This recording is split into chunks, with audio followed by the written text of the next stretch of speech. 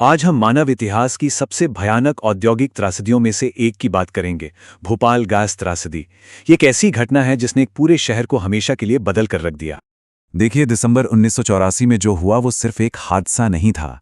ये कॉरपोरेट लापरवाही और सामाजिक न्याय की एक ऐसी लंबी कहानी की शुरुआत थी जिसके जख्म आज 40 साल बाद भी हरे हैं और ये लड़ाई आज भी जारी है।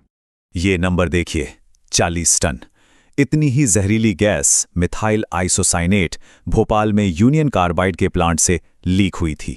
एक गैस जिसने एक सोते हुए शहर पर मौत का साया डाल दिया। तो चलिए इस पहले हिस्से में समझते हैं कि इस त्रासदी की मानवीय कीमत कितनी बड़ी थी। इतनी बड़ी कि इसे दुनिया की सबसे बड़ी औद्योगिक आपदा कहा जाता है। ये आंकड़े वाकई दिल दहला देते हैं। सोचिए, 5 लाख से भी ज्यादा लोग सीधे उस जहरीली हवा की चपेट में आ गए। शुरुआती कुछ ही दिनों में हजारों मौतें हुईं और कुल मिलाकर एक अनुमान के मुताबिक करीब 20,000 लोगों ने अपनी जान गंवाई। और यही नहीं, 40,000 से ज्यादा लोग गंभीर रूप से घायल हुए और 25,000 से ज्यादा हमेशा के लिए अपाहिज हो गए, जो आज भी उस एक रात की कीमत चुका रहे हैं। तो सबसे बड़ा सवाल यही उठता है कि आखिर ऐसा हुआ कैसे। अब हम लापरवाही की उस कीमत को समझेंगे जिससे पता चलता है कि ये आपदा इसे पूरी तरह से रोका जा सकता था। कहानी शुरू होती है 1969 में। ये हरित क्रांति का दौर था। भारत को कीटनाशकों की जरूरत थी, तो एक अमेरिकन कंपनी यूनियन कार्बाइड ने भोपाल में अपना प्लांट लगाया। लेकिन देखिए, ये प्लांट शहर के रेलवे स्टेशन से सिर्फ 2 किलोमीटर दूर लगभग 5 लाख की घनी आबादी के बेहद करीब बनाया गया था। मतलब जोखिम की नींव तो उसी दिन रख दी गई थी। इस पूरी त्रासदी के केंद्र में था ये केमिकल, मिथाइल आइसोसाइनेट, जिसे शॉर्ट में MIC कहते हैं। ये 7 नाम का कीटनाशक बनाने के लिए इस्तेमाल होता था। ये एक बहुत ज्यादा जहरीली और अस्थिर गैस है। अगर इसे संभालने में जरा भी चूक हुई तो ये बेहद घातक साबित हो सकती है। और खतरे के संकेत वो लगातार मिल रहे थे। 1976 में ही ट्रेड यूनियनों ने सेफ्टी को लेकर चिंता जताई। फिर 1981 में एक छोटा गैस रिसाव हुआ जो सिस्टम की खराबी का सीधा सीधा संकेत था। 1982 में एक और लीक में एक कर्मचारी की जान तक चली गई। ये सब साफ साफ चेतावनियां थीं जिन्हें बस नजरअंदाज कर दिया गया। लेकिन सवाल है कि नजरअंदाज किया क्यों गया? जवाब एक शब्द में है, पैसा। पैसे बचाने के लिए। सुरक्षा उपकरण पुराने थे, उनका कोई रखरखाव नहीं हो रहा था। कॉस्ट कटिंग के नाम पर जरूरी कर्मचारियों की छटनी कर दी गई थी। अलार्म सिस्टम खराब थे और ये बात सबको पता थी। और तो और कंपनी ने बार बार हुए सेफ्टी ऑडिट्स को भी अनदेखा किया। मतलब हर मोड़ पर इंसानी जान से ज्यादा कीमत पैसे बचाने को दी गई। चलिए अब सीधे चलते हैं उस एक भयानक रात पर जब ये सारी लापरवाही एक साथ मिलकर मौत के बादल के रूप में शहर पर बरस पड़ी। 2 और 3 दिसंबर 1984 की रात के करीब 11 बजे स्टोरेज टैंक E610 में पानी चला गया और MIC के साथ एक खतरनाक केमिकल रिएक्शन शुरू हो गया। रात 12:15 बजे तक टैंक के अंदर का तापमान और दबाव बेकाबू होकर आसमान छूने लगा और एक सेफ्टी वॉल्व फट गया। और ठीक 12:30 बजे एक विशाल जहरीला बादल चुपचाप सो रहे शहर पर फैलना शुरू हो। ये गैस हवा से भारी थी, इसलिए मौत का ये बादल जमीन से चिपक कर बह रहा था। ये चुपके से घरों और झोपड़ियों में घुस गया और सोते हुए लोगों का दम घोटने लगा, उन्हें जागने या भागने का कोई मौका दिए बिना। इसका असर फौरन और बहुत ही भयानक था। आंखों में इतनी तेज जलन कि लोग अंधे हो रहे थे।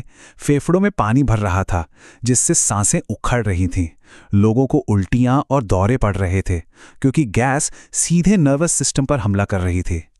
पूरे शहर में दहशत और भगदड़ मच गई। लोग भागे, लेकिन कई लोग अनजाने में सीधे उसी गैस के बादल की तरफ दौड़ पड़े। सुबह तक भोपाल एक खुले कब्रिस्तान जैसा दिख रहा था। इस तबाही के बाद जवाबदेही और इंसाफ के लिए दशकों लंबी लड़ाई शुरू हुई। एक ऐसी लड़ाई जो आज भी कह सकते हैं कि अधूरी है। न्याय में जो फर्क दिखा वो हैरान करने वाला था। कंपनी के CEO वॉरेन एंडरसन को गिरफ्तार तो किया गया, लेकिन उसी दिन जमानत पर छोड़ दिया गया। वो भारत से भाग गया और फिर कभी वापस नहीं लौटा। 2014 में अमेरिका में उसकी मौत हो गई, बिना कभी मुकदमे का सामना किए। और दूसरी तरफ 7 भारतीय कर्मचारियों को 26 साल बाद 2010 में दोषी ठहराया गया और सजा सिर्फ 2 साल की जेल। और मुआवजे के आंकड़े भी यही कहानी कहते हैं। भारत सरकार ने $3.3 बिलियन का दावा ठोका था, लेकिन समझौता हुआ सिर्फ $470 मिलियन में। इसका मतलब ये हुआ कि एक मौत के लिए औसतन बस 1 से 2 लाख रुपए और घायलों के लिए 25 से 50 हजार रुपए का मुआवजा। पीड़ितों की जिंदगी की एक चौंकाने वाली कम कीमत लगाई गई। और ये रवैया आगे भी जारी रहा। जब डाउ केमिकल ने बाद में यूनियन कार्बाइड को खरीदा तो उनका बयान था, हमने यूनियन कार्बाइड की संपत्ति खरीदी है, उसकी देनदारियां नहीं।